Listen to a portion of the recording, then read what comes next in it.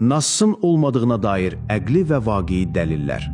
Tarixi hadisələrə soyuq bir məntiqlə nəzər saldıqda və onları sərt bir əqli analizə tabe tutduqda, görürük ki, şiyələrin iddia etdikləri o imamət inancının reallıqda heç bir əsası, heç bir kökü yoxdur. Çünki istər Peyğəmbərimizin sağlığında, istərsə də onun vəfatından dərhal sonra cərəyan etmiş hadisələr bu cür bir təsəvvürə zərrə qədər də yer buraxmır. Başqa sözlə desək, əgər həqiqətən də ilahi təyinatla seçilmiş bir imam olsaydı, o zaman Allahın elçisinin və onun ən yaxın səhabələrinin, Əhl-i Beyti də daxil olmaqla, atacaqları addımlar, qoyacaqları tarixi izlər tamamilə fərqli olmalıydı. Amma biz bunun tam əksini görürük. Gəlin bəzi tarixi hadisələrə müraciət edək. Peyğəmbər vəfat etdikdə səhabələrin arasında dərin bir hüzünlə yanaşı, şiddətli bir şok və dəhşət də var idi.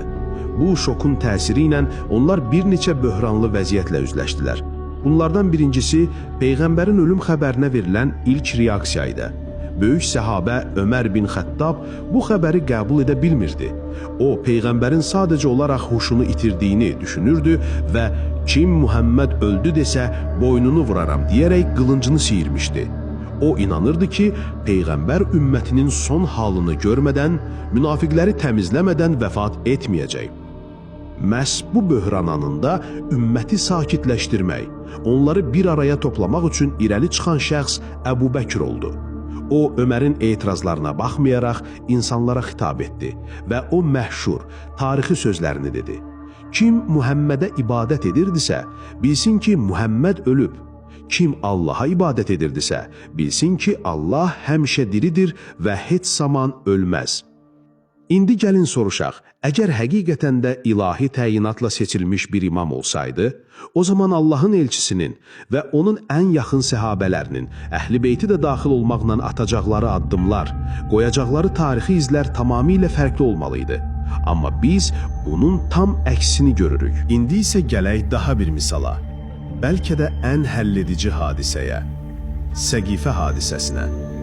Peyğəmbər vəfat etdikdən dərhal sonra Ənsar səhabələri Səqifətü Bəni Saidə adlanan yerdə toplaşaraq öz aralarından Səəd ibn Ubadəni yeni əmir seçməyə hazırlaşırdılar. Onlar hətta bizdən bir əmir, sizdən, yəni mühacirlərdən də bir əmir olsun təklifini irəli sürmüşdülər. Bu, ümmətin parçalanması üçün çox real bir təhlükə idi. Bu təhlükənin qarşısını almaq üçün dərhal hərəkətə keçən kimlər oldu? Yenə də Əbu Bəkir, Ömər ibn Xəttab və Əbu Ubeydə ibn Cərrah. Onlar Ənsarın toplantısına getdilər. Ömər danışmaq istədi, lakin Əbu Bəkir öz təmkinliyi və müdrikliyi ilə onu susturdu və özü danışmağa başladı. O, bəlkə də həyatının ən bəlağətli çıxışını edərək Ənsarı ümmətin birliyini qorumağa çağırdı və Peyğəmbərin imamlar Qureyşdəndir hədisini xatırlatdı. Uzun və gərgin müzakirələrdən sonra məhz Ömərin "Biz sənə beyət edirik, sən bizim ağamızsan, ən xeyirlimizsən və Peyğəmbərin yanında ən sevimlimizsən" deyərək Əbu Bəkrin əlindən tutması ilə bu böyük fitnənin qarşısı alındı. Bütün bu hadisələrin işığında gəlin yenidən o sualı verək. Nə üçün Əli ibn Əbi Talib iddia olunan o ilahi imamlıq vəzifəsini qorumaq üçün hərəkətə keçmədi? Nə üçün o, ümmətin taleyinin həll olunduğu bu ən kritik toplantıda iştirak etmədi? Əgər imamət ümmətin azmaması üçün yeganə şərt idisə, Əli bu məsələyə niyə bu qədər ehmal yanaşdı? Onlar cavab olaraq deyirlər ki, güya Əli Peyğəmbərin cənazəsini hazırlamaqla məşğul idi. Lakin bu cavab heç bir halda tutarlı deyil. Çünki səhih rəvayətlər göstərir ki, Peyğəmbərin cənazəsi ilə təkcə Əli yox, həm də əmisi Abbas, əmisi oğulları Fədil və Qüsəm, Usamə bin Zeyd və digərləri məşğul olurdular. Yəni Əli orada olmasaydı belə, Peyğəmbərin cənazəsi ortalıqda qalmayacaqdı. Bu işi görəcək kifayət qədər mömin Haşim oğlu var idi. Bu heç bir şəkildə üzr ola bilməz. Burada əslində cəmi iki ehtimal mümkündür.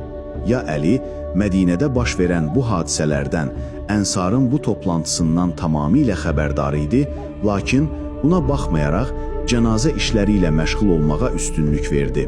Ya da o, baş verənlərdən tamamilə xəbərsiz idi.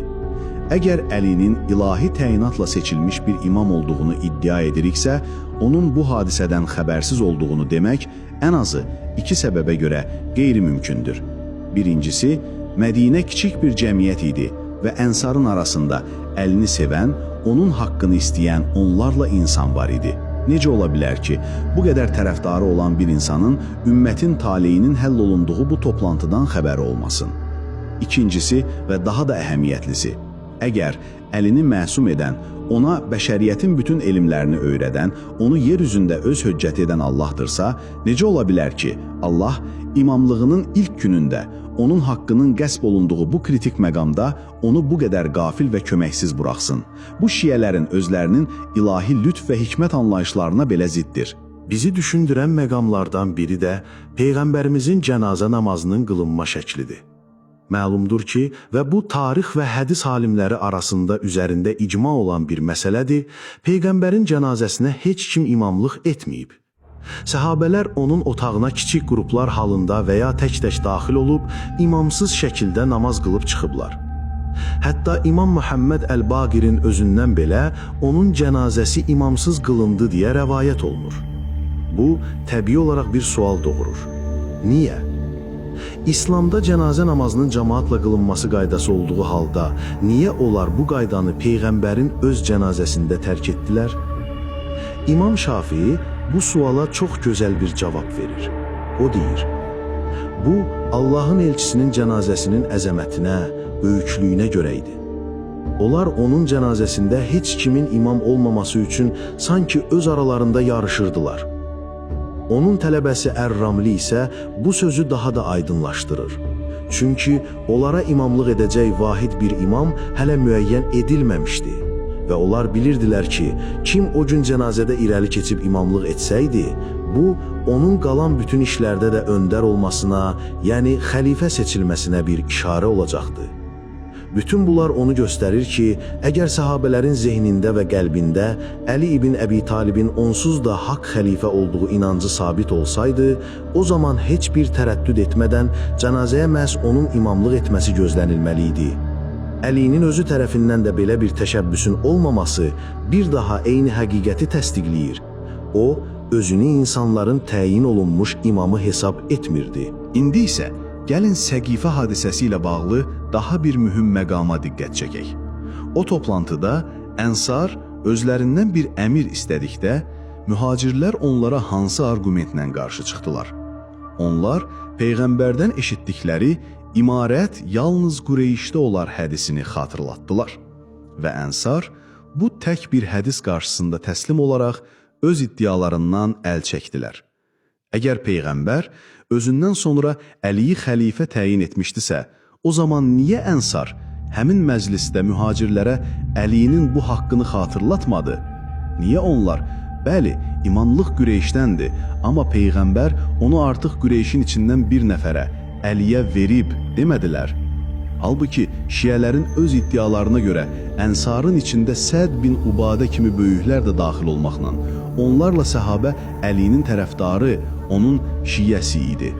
Bəs necə olur ki, bu şiyələr Əlinin haqqını müdafiə etmək üçün ən həlledici anda Qadirxum hədisini və ya başqa hər hansı bir təyinat hədisini heç xatırlamadılar belə?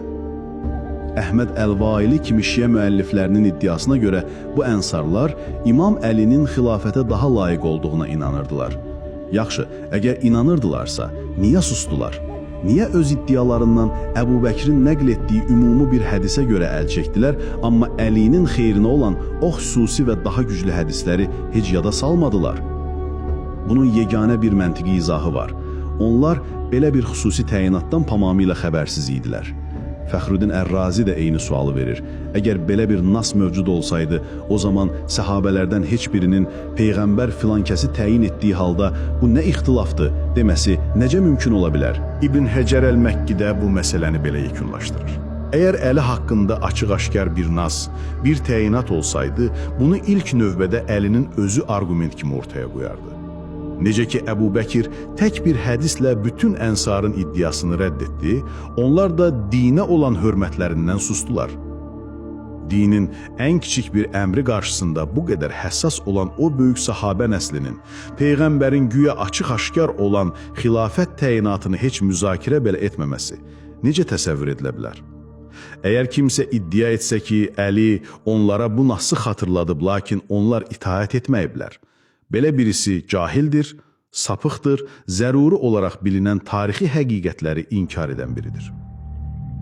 Həqiqət budur ki, Əli nə Səqifədə, nə də ondan sonraki heç bir toplantıda özünün ilahi təyinatla seçilmiş xəlifə olduğunu iddia etməyib. Bunu Şiə alimlərinin özləri də etiraf edirlər. Şeyxut Taifə Ət-Tusi Əlinin niyə sustuğuna izah gətirməyə çalışarkən çox qəribə bir səbəb göstərir. Güya Əli qorxurdu ki, əgər haqqını tələb etsə, onu və ailəsini öldürərlər. Bu nə deməkdir?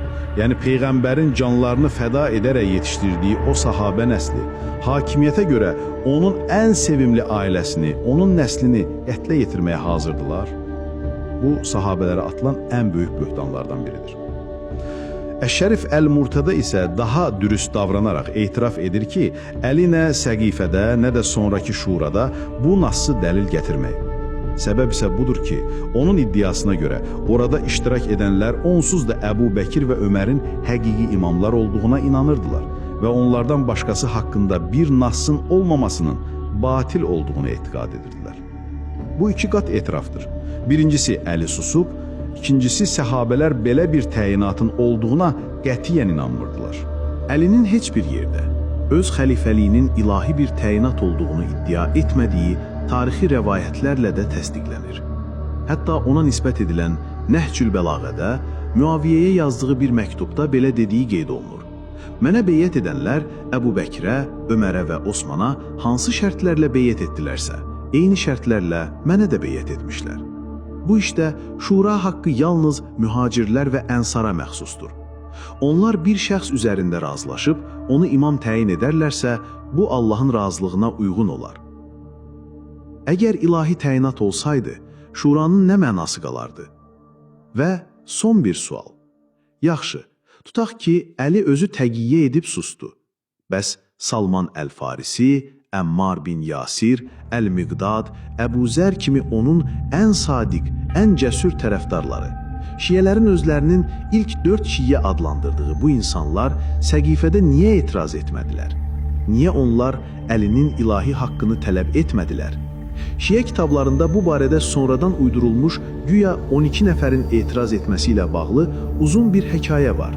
Lakin bu rəvayətin sənədi onların öz meyarlarına görə belə məchul və etibarsızdır. Həqiqət budur ki, Mədinədə həm say, həm də güc baxımından üstün olan ənsar, mühacirlərin nəql etdiyi tək bir hədis, imamlar Qureyşdəndir qarşısında təslimiyyət göstərdilər. Onları buna məcbur edən nə idi? Nə Əbu Bəkrin, nə də Ömərin o anda Mədinədə onları zorla susturacaq bir hərbi gücü yox idi. Onları susturan yalnız Peyğəmbərin sözünə olan dərin imanları və hörmətləri idi. Necə olur ki, bu insanlar ümumi bir hədisə görə öz iddialarından əl çəkirlər, amma güya mövcud olan daha xüsusi və daha güclü bir hədisi, yəni Əlinin təyinatı hədisini heç yada salmırlar belə. Bu, sadəcə olaraq belə bir hədisin və ya təyinatın onların zeynində heç vaxt mövcud olmadığını göstərir. Beləliklə, bütün bu dəlillərdən sonra şiyələrin iddia etdiyi mənzərə budur. Sahabələr Peyğəmbərin Əlini özündən sonra xəlifə və imam təyin etdiyini qəti şəkildə bildikləri halda buna bilərəkdən xəyanət etdilər. Bu, çox ağır bir ittihamdır. Və bu ittiham sahabələrin bütün həyat hekayələri, bütün fədakarlıqları ilə tam bir ziddiyyət təşkil edir. Zeydi şiyələrinin böyük alimlərindən Yahya bin Həmzə bu ziddiyyəti çox gözəl ifadə edir. Biz zəruri olaraq bilirik ki, onlar Allahın elçisini şiddətlə sevirdilər və onun əmirlərini həddindən artıq ciddiyə alırdılar. Onlar onun üçün öz vətənlərini tərk etdilər, canlarını fəda etdilər, öz qohumlarını öldürdülər. Halı bu cür olan böyük bir topluluğun onun ən vacib əmrini bildikləri halda ona bilərəkdən müxalif olması sadəcə olaraq qeyri-mümkündür. Hətta müasir Şiə alimi Əbülqasim Əl-Xuyi Qur'anın təhrif olunmadığını isbat edərkən fərqində olmadan sahabələrin bu sədaqətini etiraf edir. O soruşur: cahiliyyət dövrünün şeirlərini belə qoruyub saxlayan səhabələr necə ola bilər ki, uğrunda canlarını, mallarını, vətənlərini fəda etdikləri Qur'ana qarşı etinasız yanaşsınlar? Belə bir şeyi ağlı başında olan bir insan düşünə bilərmi? Xeyr, əlbəttə ki, düşünə bilməz. Və eyni məntiqlə də biz də soruşuruq. Bütün bu fədakarlıqlardan sonra onların Peyğəmbərin ən son və ən vacib vəsiyyətinə bilərəkdən xəyanət etmələrini ağlı başında olan bir insan necə düşünə bilər? Lakin Şiə alimləri yenə də israrla səhabələrin məqsədli şəkildə xəyanət etdiklərini iddia edirlər. Yaxşı, bəs bu iddia olunan dəhşətli xəyanətin səbəbi nə idi? Onlar adətən iki əsas səbəb göstərirlər. Birincisi, hakimiyyətə olan hərislikləri. İkincisi isə Əliyə qarşı olan şəxsi həsəd və düşmənçilikləri. Çünki güya Əli İslam uğrunda döyüşlərdə onların çoxlu sayda qohum əqrabasını öldürmüşdü. Əslində isə bu qan davası iddiasının heç bir ciddi elmi və ya tarixi əsası yoxdur. Bəli, Əli döyüşlərdə Qureyş müşriklərindən bir çoxunu öldürmüşdü. Lakin onun öldürdüyü o kəslərin demək olar ki, heç biri sonradan Əbu Bəkrə beyyət edən mühacirlərin və ya ənsarın yaxın qohumları deyildi. Hətta belə bir şey fərz edilsə belə, ki bunun üçün bir sübut yoxdur, Allahın razılığını qazanmaq üçün öz atalarını, öz qardaşlarını öz əlləri ilə öldürmüş o mömin səhadələrin sonradan Əliyə qarşı bizim müşrik qohumlarımızı öldürüb deyə kin saxlamaları necə təsəvvür edilə bilər? Buna ən gözəl cavabı görkəmli Şiə islahatçısı Heydər Əli Qələmdəran verir. O yazır: bəli, bəlkə də Əbu Sufyan kimi Məkkə fəthindən sonra məcburən müsəlman olmuş bəzi insanların qəlbində Əliyə qarşı bir kin qalmışdı. Lakin o tüləqanın, yəni azad edilmiş əsirlərin xəlifə seçimində heç bir haqqı və ya rolu yox idi. Bu haqq yalnız İslamın ilk günlərindən fədakarlıq göstərmiş mühacirlərə və ənsara məxsus idi. Üstəlik, tarix göstərir ki, elə Əbu Sufyanın özü də ilk başda Əbu Bəkrin beyyətinə etiraz edənlərdən və zahirən Əlinin tərəfini tutanlardan idi. Bu iddianı yalanlayan daha bir tərəf isə səhabələrin İslam uğrunda özən yaxın qohumlarına qarşı necə amansız olduqlarını göstərən saysız hesabsız hadisədir. Abdullah bin Abdullah bin Übey münafiqlərin başçısı olan öz atası haqqında Peyğəmbərə deyir: diləsən onun başını sənə gətirim. Ömər ibn Xəttab öz dayısı olan müşriki öz əlləri ilə öldürdüyünü etiraf edir. Əbu Huzeyfə bin Utbə Bədir döyüşündə öz atası Utbəni təkbətək döyüşə çağırır və möminlərin əmiri Əli ibn Əbi Talibin özü səhabələrin bu fədakarlığını belə vəsf edirdi: biz Rəsulullahla birgə olduğumuz zaman atalarımızı, oğullarımızı, qardaşlarımızı və əmilərimizi öldürürdük və bütün bunlar bizim yalnız imanımızı və təslimiyyətimizi artırırdı. Hakimiyyətə həris olmaları iddiasına gəldikdə isə bu tarixi faktlarla daha da kəskin şəkildə ziddiyyət təşkil edir. Həm Əbu Bəkrin, həm də Ömərin bütün hərəkətləri onların bu məqamdan necə çəkindiklərini göstərir. Səqifə toplantısında Əbu Bəkir öz namizədliyini deyil, Ömərin və ya Əbu Übeydənin namizədliyini irəli sürmüşdü. Ömər isə bu təklif eşidəndə aralarında Əbu Bəkirin olduğu bir qövmə əmirlik etməkdənsə boynumun vurulması mənə daha xoşdur demişdi. Hətta xəlifə seçildikdən sonra belə Əbu Bəkir dəfələrlə insanlara məni bu beyyətinizdən azad edin deyə müraciət etmişdi. Maraqlıdır ki, bu sonuncu hadisəni şiələr özləri də qəbul edir və hətta öz kitablarında rəvayət edirlər. Amma onlar bu hadisəyə çünki Əli aranızda olduğu müddətcə mən sizin ən xeyirliniz deyiləm cümləsini əlavə edərək, güya Əlinin fəzilətini isbat etməyə çalışırlar. Lakin bu zaman özlərinin digər əsas iddiasını, yəni Əbu Bəkrin hakimiyyətə həris olması iddiasını tamamilə darmadağın etmiş olurlar. Əgər bir insan xəlifəlikdən imtina etmək istəyirsə, bu onun hakimiyyətə həris olmadığının ən böyük sübutu deyilmi? Bütün bu iddiaları yalanlayan daha bir tərəfsə, xəlifələrin hər zaman Əhl-i Beytə qarşı dərin bir sevgi və hörmət nümayiş etdirmələridir. Əbu Bəkir deyirdi: Allaha and olsun ki, Allahın elçisinin qohumlarına qayğı göstərmək mənə öz qohumlarıma qayğı göstərməkdən daha sevimlidir. Ömər ibn Xəttab isə Beytilmaldan Əhlibeytə xüsusi pay ayırar və deyərdi ki, İraqın gəlirləri gəlsə, evlənməmiş bir Haşimi qoymayacağam. Zeyd bin Sabit İbn Abbasın onun üzəngisindən tutduğunu görəndə ona mane olmağa çalışır. İbn Abbas isə cavab verir. Bizə alimlərimizlə bu cür davranmaq əmr olunub. Buna cavab olaraq Zeyd dərhal İbn Abbasın əlini öpür və deyir: Bizə də Peyğəmbərimizin Əhl-i-Beyti ilə bu cür davranmağımız əmr olunub. Bir gün İbn Ömərin yanında bir nəfər Əliyə nifrət etdiyini deyəndə İbn Ömər qəzəblə cavab verir: Allah sənə nifrət etsin.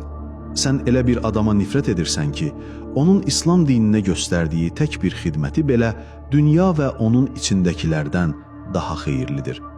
Bütün bu rəvayətlər o qondarma nifrət və ədavət hekayələrinin nə qədər əsassız olduğunu göstərir. İndi isə gələk Peyğəmbərin son xəstəliyi zamanı baş verən hadisələrə. Hədis qaynaqlarında ən səhih yollarla mütəvatir dərəcəsində sabit olub ki, Peyğəmbər xəstələndikdə öz yerinə insanlara namaz qıldırmaq üçün məhz Əbu Bəkri təyin etdi. Ayşə anamızın rəvayətində deyilir ki, o atası çox kövrək olduğu üçün səsi insanlara çatmaz deyə bu vəzifənin Ömərə verilməsini istəmişdi. Lakin Peyğəmbər israrla 3 dəfə təkrar edərək dedi: Əbu Bəkrə deyin ki, insanlara namaz qıldırsın. Ənəs bin Malikin rəvayətində isə deyilir ki, Peyğəmbər vəfat etdiyi bazar ertəsi günü sübh namazında Əbu Bəkir insanlara imamlıq edərkən o son dəfə otağının pərdəsini qaldırıb onlara baxdı və gülümsədi. Sonra da Əbu Bəkirə işarə edərək namazı tamamlamağı əmr etdi. Bu mütəvatir hədislər qarşısında Şiə alimlərinin mövqeyi çox maraqlıdır. Onların ilk dövr alimləri, məsələn, Əbu İshaq Ən-Növbəkdi bu hadisənin səhihliyin inkar etmir. Əksinə, deyir ki, sahabələr məhz bu hadisəyə görə çaşqınlığa düşdülər və güman etdilər ki, Əbu Bəkrin namazda önə keçirilməsi Əli haqqındakı əvvəlki hökmləri nəsx edib. Lakin bu izah yenə də əsas sualı cavabsız qoyur. Əgər Əli Peyğəmbərin təyin olunmuş vasisi və xəlifəsi idisə, niyə Peyğəmbərin bu ən həssas, ən son günlərində müsəlmanlara imamlıq etmədi? Axı Peyğəmbər təkcə bir namazlıq deyil, təxminən 13 gün xəstə yatdı və bu müddət ərzində 17 vaxt namazı Əbu Bəkir qıldırdı. Əgər Əli ilahi təyinatla seçilmiş rəhbər idisə, bu ən mühüm rəhbərlik simvolu olan namaz imamlığını necə olur ki, başqası icra edir? Bütün bu tarixi hadisələrin və məntiqi ziddiyyətlərin yekunu olaraq, gəlin sahabələrin özlərinin bu mövzudakı son sözlərinə qulaq asaq. Onlar özləri Peyğəmbərin heç bir təyinat buraxmadığını açıqca bəyan ediblər. Peyğəmbərin vəfatından dərhal sonra əmsi Əbbas Əliyə deyir: Gəl birlikdə Peyğəmbərin yanına gedək və ondan soruşaq ki, bu iş, yəni xilafət kimin haqqıdır? Əli isə cavab verir: Allaha and olsun ki, əgər bunu ondan soruşsaq və o bizə verməsə, ondan sonra insanlar bunu bizə heç vaxt verməzlər. Mən bunu ondan soruşmayacağam. Ömər ibn Xəttab ölüm yatağında ikən ondan xəlifə təyin etməsi istəndikdə belə cavab verir: Əgər özümdən sonra bir xəlifə təyin etsəm, bunu məndən daha xeyirli olan biri Əbu Bəkr edib. Yox, əgər təyin etməsəm, bunu da məndən daha xeyirli olan biri Allahın rəsulu edib. Və nəhayət Əli ibn Əbi Talibin özü Cəməl döyüşündə minlərlə insanın qarşısında xutbə verərkən açıq şəkildə deyir: Ey insanlar, Allahın elçisi bu əmirli işində bizə heç bir əhd, heç bir vəsiyyət buraxmadı. Hətta biz öz rəyimizi əsasən ondan sonra Əbu Bəkri xəlifə seçdik. Başqa bir səhih rəvayətdə isə ona bu barədə sual veriləndə daha da kəskin cavab verir: Allahın rəsulundan bu barədə məndə bir əhd olmasına gəldikdə Allaha and olsun ki, xeyr, belə bir şey yoxdur.